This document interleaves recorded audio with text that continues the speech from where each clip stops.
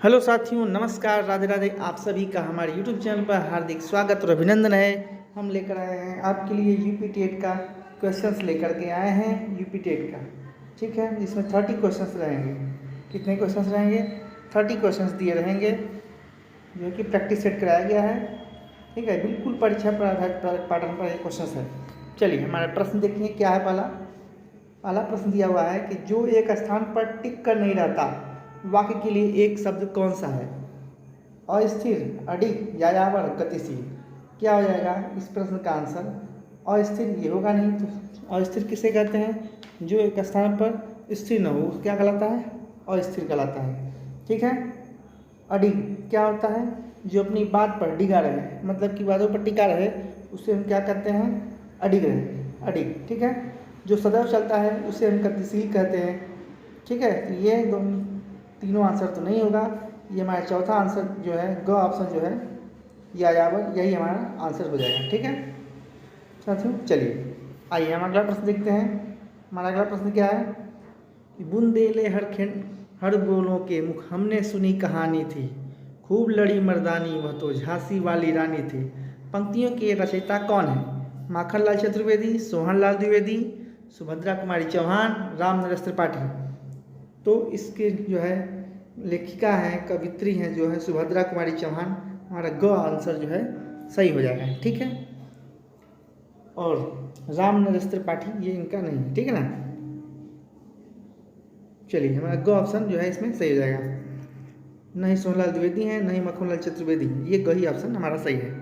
चलिए अगला प्रश्न देखिए क्या है हमारा अगला प्रश्न है, समास का अर्थ है संक्षेप, विच्छेद, विस्तार, नवीन अर्थ। तो समास का अर्थ होता है, आप सभी जानते हैं कि क विकल्प सही है, जो कि संक्षेप होता है या फिर होता है, इसको बोलते हैं संक्षिप्तीकरण। क्या कहते हैं? संक्षेप रहे या संक्षिप्तीकरण रहे, उसे हम समास कहेंगे, ठीक है। चलिए अगला प्रश्न देखिए क्या है। हमारा अगला प्रश्न दिया है कि भाषा के संबंध में उपचारात्मक शिक्षण का उद्देश्य है। भाषा के संबंध में उपचारात्मक शिक्षण का उद्देश्य है भाषा प्रयोग संबंधी कठिनाइयों की पहचान तथा उनका निदान, बच्चों को व्यस्त रखना। तीसरा ऑप्शन है बच्चों को श्रेणीवार विभक्त करना। चौथा ऑप्शन है बच्चों के त्रुटियों की केवल सूची बनाना। तो इसमें उपचारात्मक शिक्षण का उद्देश्य क्या है? इसमें उपचारात्मक शिक्षण का उद्देश्य क्या है? भाषा के संबंध में उपचारात्मक शिक्षण का उद्देश्य है जो है कि भाषा प्रयोग संबंधी कठिनाइयों की पहचान तथा उसका निदान, ठीक है। चलिए अगला प्रश्न देखिए क्या हमारा अगला प्रश्न दिया हुआ है कि प्रमुख भाषाई कौशल के अंतर्गत इनमें कौन एक नहीं आता है? सुनना भाषा कौशल में है, बोलना भाषा कौशल में है, लिखना भाषा कौशल में है, पढ़ना भाषा कौशल में है, लेकिन हंसना जो है भाषा कौशल में नहीं है। जो नहीं है वही सही है, क्योंकि इसमें नेगेटिव क्वेश्चन पूछा है, ठीक है। चलिए हमारा अगला प्रश्न देखिए क्या है। हमारा अगला प्रश्न दिया हुआ है कि संकर शब्द किसे कहते हैं? संकर शब्द ग्रामीण भाषा के शब्द को, संस्कृत भाषा का शब्द, ग्रामीण व संस्कृत भाषा का कुछ विशेष शब्द, दो भाषा के शब्दों से मिलकर बना शब्द। तो संकर शब्द किसे कहते हैं? दो भाषा के शब्दों से मिलकर बना शब्द को संकर शब्द कहते हैं। ये हमारा घ ऑप्शन सही हो जाएगा। चलिए हमारा अगला प्रश्न देखिए क्या है। हमारा अगला प्रश्न दिया है कि सूत्र शब्द को स्त्रीवाचक बनाने के लिए किस प्रत्यय का प्रयोग होगा? ऑप्शन पहला है ई है, दूसरा ऑप्शन है ई, तीसरा ऑप्शन है इक, चौथा ऑप्शन है आ। सूत्र में स्त्रीवाचक शब्द बनाने के लिए क्या लगाएंगे प्रत्यय? तो आ लगाएंगे। तो सूत्र का जो है स्त्रीवाचक शब्द क्या होगा? सुता, ठीक है। ये स्त्रीलिंग हो जाएगा, ठीक है। चलिए अगला प्रश्न देखिए। हमारा अगला प्रश्न दिया है कि नाक का बाल होना मुहावरे का अर्थ है अधिक समीप होना, कष्ट देना, अधिक प्रिय होना, पालतू होना। तो इसमें कौन सा सही हो जाएगा? हमारा ग ऑप्शन सही हो जाएगा, अधिक प्रिय होना। नाक का बाल होने का अर्थ क्या है? अधिक प्रिय होना। चलिए अगला प्रश्न देखिए। हमारा अगला प्रश्न क्या है? अश्व का पर्यायवाची शब्द निम्नलिखित में से कौन सा नहीं है? घोड़ा, घोटक, कटक है। तो अश्व का पर्यायवाची नहीं है, तो कटक जो है अश्व का पर्यायवाची नहीं है। ये ऑप्शन सही है, जो नहीं है वही सही है, क्योंकि निगेटिव आंसर पूछा है, ठीक है। अश्व का पर्यायवाची क्या होता है? घोड़ा होता है, घटक होता है होता है, वाजी होता है, तुरंग होता है, ठीक है। ये सभी होते हैं घोड़ा के पर्यायवाची, अश्व का पर्यायवाची, ठीक है। चलिए अगला प्रश्न देखिए क्या है कि हिंदी दिवस मनाया जाता है 14 सितंबर को, 5 सितंबर को, 2 अक्टूबर को, 26 जनवरी को। तो हमारा ए ऑप्शन सही हो जाएगा। 14 सितंबर को हिंदी दिवस मनाया जाता है, 5 सितंबर को शिक्षक दिवस मनाया जाता है, 2 अक्टूबर को गांधी जयंती लाल बहादुर शास्त्री जयंती मनाया जाता है, 26 जनवरी को गणतंत्र दिवस मनाया जाता है। ए ऑप्शन सही हो जाएगा इसका। हिंदी दिवस कब मनाते हैं? 14 सितंबर को मनाया जाता है। ठीक है, चलिए आइए हमारा अगला प्रश्न देखिए क्या है। हमारा अगला प्रश्न है कि किस रस को रसराज कहा जाता है? श्रृंगार रस, वीर रस, हास्य रस, इनमें से कोई नहीं। तो श्रृंगार रस को रसराज कहा जाता है। ठीक है, श्रृंगार रस को क्या कहा जाता है? रसराज कहा जाता है। तो श्रृंगार रस को रसराज क्यों कहा जाता है? तो श्रृंगार रस को रसराज क्यों कहते हैं? तो कार्य व्यापार की व्यापकता के कारण, कार्य व्यापार की व्यापकता के कारण इसे क्या कहते हैं? रसराज कहते हैं। ठीक है, चलिए अगला प्रश्न देखिए हमारा क्या है। हमारा अगला प्रश्न है कि काव्य शिक्षण का उद्देश्य है भाषा में प्रयुक्त होने वाले विविध चित्रों से परिचित कराना, व्याकरणिक नियमों की जानकारी देना, संगीत कला में निपुण बनाना, रसानुभूति और आनंदानुभूति कराना। तो काव्य शिक्षण का उद्देश्य क्या है? हमारा डी ऑप्शन सही हो जाएगा, रसानुभूति एवं आनंदानुभूति कराना। ठीक है, चलिए अगला प्रश्न देखिए क्या है हमारा अगला प्रश्न दिया हुआ है कि निम्न में से किस वाक्य में विशेषण का प्रयोग हुआ है? राम जाता है, दूसरा ऑप्शन है सीता फल खाती है, तीसरा ऑप्शन है मेरी गाय काली है, चौथा ऑप्शन है जल्दी उठना स्वास्थ्यवर्धक होता है। तो इसमें विशेषण क्या है? मेरी गाय काली है। सी ऑप्शन जो है सही हो जाएगा, मेरी गाय काली है। ठीक है, तो काली क्या है? उसकी विशेषता है, किसकी? गाय की विशेषता है। चलिए ठीक है ना। विशेषण वैसे कितने होते हैं? 4 प्रकार की विशेषता होते हैं। विशेषण किसे कहते हैं? संज्ञा और सर्वनाम की जो विशेषता बताता है उसे हम विशेषण कहते हैं। ठीक है, विशेषण 4 प्रकार के मुख्य रूप से हैं। सार्वनामिक विशेषण, गुणवाचक विशेषण, संख्यावाचक विशेषण और परिणामवाचक विशेषण होता है। ठीक है, चलिए अगला प्रश्न देखिए क्या है। हमारा अगला प्रश्न दिया हुआ है कि नाटक शिक्षण में कथा अभिनय, कक्षा अभिनय, ठीक है, कक्षा अभिनय प्रणाली के प्रयोग से शिक्षक एवं बच्चों का समय व्यर्थ होता है। पात्रानुसार बच्चों द्वारा अभिनय सीखने की प्रक्रिया में तेजी आती है, बच्चों पर विपरीत प्रभाव पड़ता है। उपरोक्त में से कोई नहीं। तो बच्चों का समय व्यर्थ होता है, शिक्षक का समय व्यर्थ होता है, ये तो होगा नहीं। ठीक है, बच्चों पर विपरीत प्रभाव पड़ता है, ये भी नहीं है। तो बी ऑप्शन हमारा सही हो जाएगा। पात्रानुसार बच्चों द्वारा अभिनय से सीखने की जो उसमें प्रक्रिया होती है उसमें तेजी आती है। ठीक है, चलिए अगला प्रश्न देखिए। हमारा अगला प्रश्न क्या है कि निम्न में से अधिकरण कारक का प्रयोग हुआ है? वाहनारूढ़, सत्ताधीश, गंगाजल, रेखाचित्र। तो अधिकरण कारक का प्रयोग किस में हुआ है? इसमें जो है हमारा ए ऑप्शन सही हो जाएगा, वाहनारूढ़। किस में होगा? वाहनारूढ़, मतलब अधिकरण में पर। ठीक है, वाहन में आरूढ़। ठीक है, वाहन में आरूढ़ हो गया तो हमारा क्या हो जाएगा यहाँ पर? ए ऑप्शन सही हो जाएगा, अधिकरण कारक इसमें है। ठीक है, चलिए हम अगला प्रश्न में देखते हैं। चलिए अगला प्रश्न क्या है हमारा? मैं रोज पढ़ता हूँ, वाक्य में क्रिया विशेषण का भेद है। मैं रोज पढ़ता हूँ, इसमें क्रिया विशेषण का भेद है। तो कौन सा ऑप्शन सही हो जाएगा हमारा? स्थानवाचक क्रिया विशेषण, रीतिवाचक क्रिया विशेषण, कालवाचक क्रिया विशेषण, परिणामवाचक क्रिया विशेषण। इसमें से कौन सही हो जाएगा हमारा? इसमें हो जाएगा हमारा सी ऑप्शन सही हो जाएगा, कालवाचक क्रिया विशेषण होता है। ठीक है, यह कालवाचक क्रिया विशेषण है। चलिए ठीक है, आइए हम अगला प्रश्न देखते हैं क्या है। अगला प्रश्न क्या है हमारा? निम्नलिखित में से शुद्ध वर्तनी वाला शब्द है? आशीर्वाद, आशीर्वाद, आशीर्वाद, आशीर्वाद। तो हमारा सी ऑप्शन सही हो जाएगा, आशीर्वाद। बिल्कुल सही ऑप्शन सही है, सी ऑप्शन सही हो जाएगा। आशीर्वाद इस तरह से लिखते हैं शुद्ध रूप से। ठीक है, चलिए अगले क्वेश्चन पर आते हैं हम लोग। हमारा अगला प्रश्न है कि मैं अपने आप वस्त्र साफ कर लेता हूँ, इनमें कौन सा सर्वनाम है? निश्चयवाचक, पुरुषवाचक, निजवाचक, अनिश्चयवाचक। तो इसमें सी ऑप्शन सही हो जाएगा, निजवाचक। निजवाचक क्या है? इसमें अपने आप जो स्वयं आप कर लेते हैं वो क्या होता है? निजवाचक होता है। ठीक है, निजवाचक सर्वनाम में आएगा। चलिए निजवाचक सर्वनाम। आइए हमारा अगला प्रश्न देखिए क्या है। हमारा अगला प्रश्न दिया हुआ है कि पापी में कौन सा विशेषण है। पापी में कौन सा विशेषण है। संख्यावाचक विशेषण, सार्वनामिक विशेषण, गुणवाचक विशेषण, परिमाणवाचक विशेषण।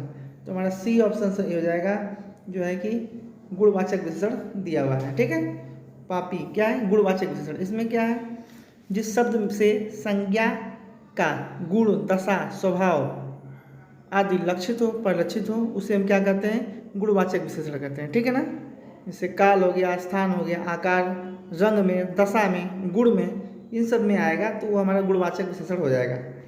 ठीक, चलिए अगला प्रश्न देखिए हमारा क्या है। हमारा अगला प्रश्न दिया है 20 से 30 क्वेश्चन को क्या करना है, इसमें से अनुच्छेद को पढ़कर दिए गए प्रश्नों को उत्तर विकल्पों से चुनकर लिखिए। अनुच्छेद क्या पढ़ रहे हैं हम लोग। हमारा अनुच्छेद है कि सत्य और अहिंसा जीवन के 2 पवित्र और उचित मूल्य हैं। ठीक है, पहले हम उसको ऑप्शन को पढ़ेंगे, पहले इसको पैराग्राफ को अच्छे से पढ़ते हैं ना। क्या है देखिए, सत्य और अहिंसा, सत्य और अहिंसा जीवन के 2 पवित्र उच्च मूल्य हैं। ठीक, दोनों एक दूसरे से जुड़े हैं, एक दूसरे से शक्ति और प्रकाश प्राप्त करते हैं। हम यह भी कह सकते हैं कि सत्य और अहिंसा एक ही सिक्के के 2 पहलू हैं। अहिंसा परम धर्म है, अहिंसा परम धर्म है, जिसके द्वारा सत्य रूपी ईश्वर की प्राप्ति संभव है। कितने भी मुश्किलें आए हमारे रास्ते में, बाहरी दृष्टि से हमें चाहे जितनी भारी हार दिखाई दे, तो भी हमें विश्वास बनाए रखकर अहिंसा और सत्य का बनाए रखकर सहिष्णुता और अहिंसा और सत्य का दृढ़ता से पालन करना चाहिए। हमें सदा एक ही मंत्र जपना चाहिए, सत्य ही ईश्वर है, उसे प्राप्त करने का एक ही तरीका है, एक ही साधन है, वह है अहिंसा। उसे हम कभी ना छोड़ें। ठीक है, यदि हम इसी प्रकार प्रार्थना करते रहें तो वह मनोबल अवश्य ही हमें शक्ति प्रदान करेगा और हम उच्च जीवन पथ पर चलने में सफल होंगे। ठीक है, ये हमारा दिया हुआ था अनुच्छेद। अब इसमें विकल्प देखिए क्या है, क्वेश्चन क्या है हमारा प्रश्न है कि जीवन मार्ग पर आगे बढ़ते समय हमें विश्वास बनाए रखना चाहिए, अहिंसा और सत्य का दृढ़ता से पालन करना चाहिए, कठिनाइयों को पार करना चाहिए और भारी हार से बचना चाहिए। क्या होगा, जीवन मार्ग पर आगे बढ़ते समय क्या करना चाहिए हमें। देखिए क्या था, जीवन मार्ग पर आगे बढ़ते समय हमें क्या करना चाहिए, अहिंसा। ठीक है, अहिंसा और सत्य का दृढ़ता से पालन करना चाहिए। ठीक है, ये ऑप्शन जो है हमारा, अहिंसा और सत्य का दृढ़ता से पालन करना चाहिए। ठीक है, हमें विश्वास बनाए रखकर जो है अहिंसा और सत्य का दृढ़ता से पालन करना चाहिए, यही हमारा ऑप्शन सही हो जाएगा। ठीक है, बी ऑप्शन सही होगा। चलिए अगला प्रश्न देखिए क्या है। हमारा अगला प्रश्न है कि सत्य को प्राप्त करने का एक तरीका है, सत्य को प्राप्त करने का क्या तरीका है, झूठ, हिंसा, ईर्ष्या, अहिंसा। तो सत्य को प्राप्त करने का एक ही तरीका है, वह है अहिंसा। क्या है, अहिंसा है। तो डी ऑप्शन हमारा सही हो जाएगा। चलिए हमारा अगला प्रश्न देखिए क्या है। हमारा अगला प्रश्न दिया है कि सत्य और अहिंसा का मार्ग हमें परमेश्वर से मिलता है, सत्य और अहिंसा का महत्व समझाता है, उच्चतर जीवन मार्ग पर चलने में सफल बनाता है, कठिनाइयों से बचाता है। क्या होगा हमारा ऑप्शन। तो हमारा जो है ऑप्शन क्या दिया हुआ है, सत्य और अहिंसा का मार्ग हमें क्या बताता है, तो उच्चतर जीवन मार्ग पर चलने में सफल बनाता है। ये सी ऑप्शन जो है उसमें दिया हुआ था, ये सही होगा। ठीक है, देख लीजिए यहाँ पर, यहाँ देखिए क्या कह रहा है, सत्य और अहिंसा का मार्ग है ना, सत्य और अहिंसा का मार्ग दिया हुआ है, उच्चतर जीवन पथ पर चलने में सफल बनाएंगे, हम सफल होंगे, मतलब कि उच्च जीवन स्तर पर। तो हमारा जो है डी ऑप्शन सही हो जाएगा। ठीक है, ये ठीक है, यही उच्च जीवन चाहे उच्चतर जीवन मार्ग पर चलने में सफल बनाएगा। चलिए हमारा अगला प्रश्न देखिए क्या है। अगला प्रश्न देखिए कि सत्य और अहिंसा में क्या संबंध है, सत्य और अहिंसा में क्या संबंध है। अहिंसा के द्वारा सत्य रूपी ईश्वर की प्राप्ति संभव है, अहिंसा के बिना सत्य की प्राप्ति संभव नहीं। ये 2 पवित्र और उच्च मूल्य हैं, एक ही सिक्के के 2 पहलू। तो सत्य और अहिंसा जो है एक ही सिक्के के दो पहलू हैं, डी ऑप्शन हमारा सही हो जाएगा। ठीक है, चलिए अगला प्रश्न देखिए क्या है हमारा। अगला प्रश्न है कि पुनर्जन्म शब्द का संधि विच्छेद है। पुनर्जन्म, हमारा ऑप्शन पहला है कि पुनः धन जन्म, दूसरा ऑप्शन है पुनर्धन जन्म, तीसरा ऑप्शन है पुनः धन जन्म, चौथा ऑप्शन है पुनः धन आजन्म। तो हमारा ए विकल्प से हो जाएगा पुनः धन जन्म हो जाता है। ये हमारा क्या है, पुनर्जन्म का संधि विच्छेद है। अब पूछेगा इसमें कौन सा संधि है, तो इसमें कौन सा संधि भाई है, इसमें विसर्ग संधि है। ठीक है, क्या है, विसर्ग संधि है, विसर्ग संधि दिया है। ठीक है ना, तो विसर्ग का निशान है, चिन्ह दिया हुआ है, तो विसर्ग संधि हो जाएगा। ठीक है, जिसमें वाक्य के बीच में रेफ रही उड़ंत वाला जो चिन्ह दिया होता है तो हमारा विसर्ग संधि होता है। ठीक है, चलिए अगला प्रश्न देखिए क्या है हमारा।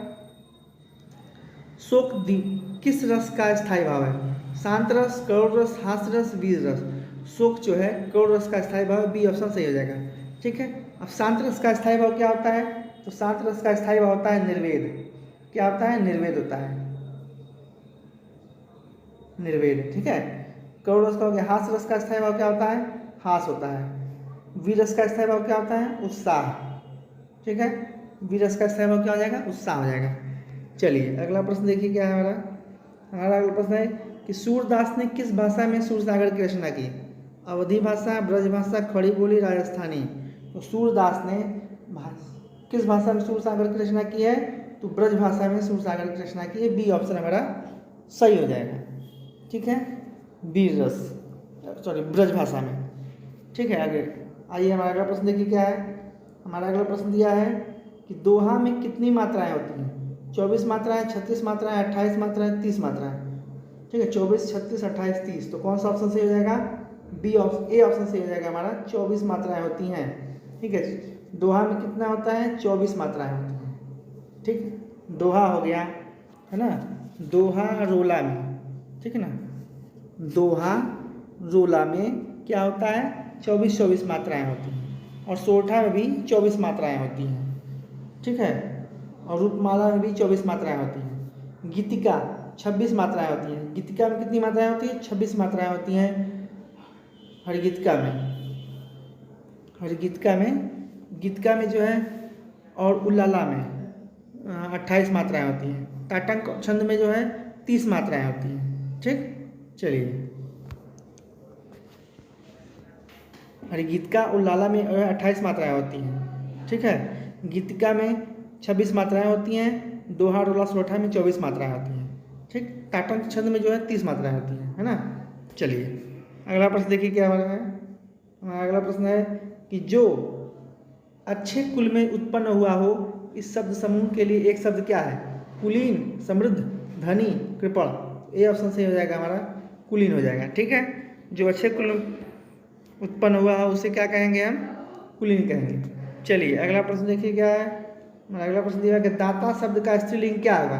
दाती, दात्री, दानी, धारी। दानिनी या दात्री ये होगा, ऐसे दात्री। ठीक, ये सी ऑप्शन रहेगा, मिस्टेक हो गया है यहाँ पर। ठीक है, दात्री होगा। चलिए अगला प्रश्न देखिए क्या है हमारा अगला प्रश्न दिया हुआ है कि लड़का पेड़ से गिरा, इसमें कौन सा कारक है। अपादान कारक, संप्रदान कारक, कर्म कारक, अधिकरण कारक। तो लड़का पेड़ से गिरा, तो पेड़ से क्या हो रहा है, अलग हो रहा है। तो अलग होने के अर्थ में क्या है, अपादान कारक होता है ना। तो ये हमारा ऑप्शन ए ऑप्शन सही हो जाएगा। ठीक है साथियों, ये इस तरह से हमारे 30 क्वेश्चंस हो गए। इसमें जो है आपको हमारे चैनल को लाइक कीजिएगा, वीडियो अच्छा लगे तो लाइक कीजिए, सब्सक्राइब कीजिएगा। धन्यवाद, राधे राधे, आप सभी को नमस्कार।